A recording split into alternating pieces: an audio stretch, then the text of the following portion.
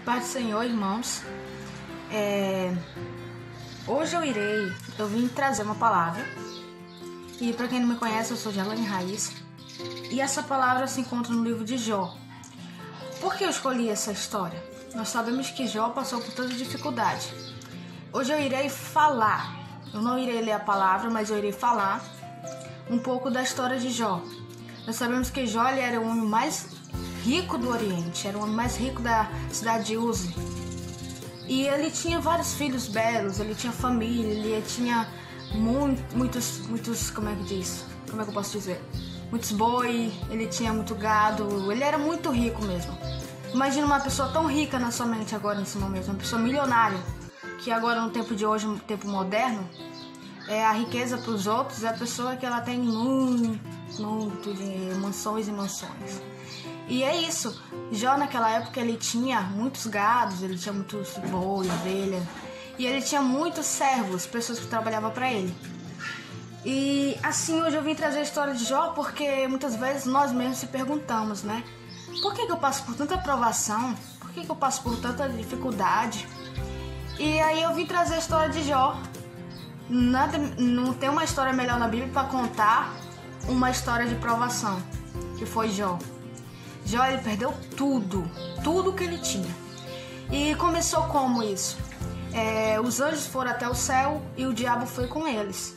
E o diabo falou para Deus: Deus falou para o diabo: Vê, meu servo Jó, você notou que ele é um homem íntegro, fiel a mim, que teme a Deus?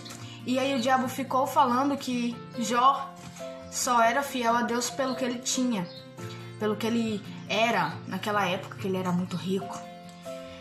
E aí muitas vezes acontece isso com a gente, porque o diabo ele pensa que você serve a Deus pelo algo que Deus te dá.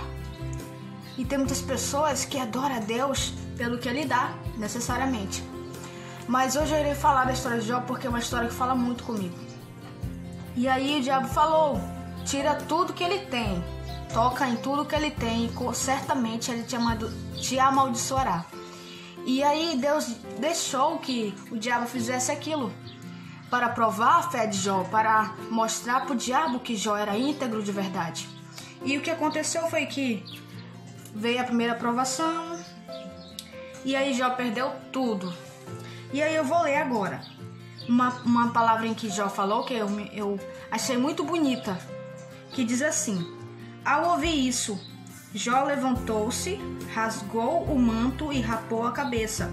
Então prostrou-se com o rosto em terra, em adoração, e disse: saí nu do ventre da minha mãe, e nu partirei. O Senhor o deu, o Senhor levou. Louvado seja o nome do Senhor. Glória a Deus. Você vê que no meio de tanta tribulação, Jó perdendo tudo, ele continuou a agradecer a Deus, ele continuou a engrandecer a Deus. E nessa parte que ele diz: nu saí do ventre da minha mãe e nu partirei, ele quis dizer que ele veio sem nada para o mundo e ele ia voltar sem nada. Ou seja, Deus fez nós virmos para o mundo, nós era pó. E ele fez nós sermos alguém. Então, mesmo que Deus queira tomar algo de nós, Ele tem toda a capacidade, Ele é digno de tudo. Ele é merecedor de tudo, nosso Pai. E aqui, Jó aceitou a situação. Ele louvou a Deus pelo que tinha acontecido na vida dele. E muitas vezes, a gente não recebe a nossa bênção porque a gente fica murmurando. A gente fica perguntando para céus e terra: por que eu tô passando por isso? Por que eu tô sofrendo? Por que eu tô... eu era tão bem com Deus, agora eu não tô mais. Mas muitas vezes a gente mesmo que procura isso. Você pode dizer: é só Deus que sabe o dia de amanhã. Deus sabe o dia de amanhã. Tá escrito que não proveis o dia de amanhã, porque não sabe o que ele lhe trará. Porque um dia ele tem a sua própria tribulação, ou seja, um dia ele pode ser bom ou ele pode ser mau. Isso depende de Deus e também depende de nós. Então Jó aqui ele podia murmurar. Jó ele podia ter olhado para o céu e murmurado, feito o que o diabo pensou que ele faria, amaldiçoado a Deus. Mas ele não fez. Ele louvou a Deus, porque ele disse: Deus é digno e eu não sou digno.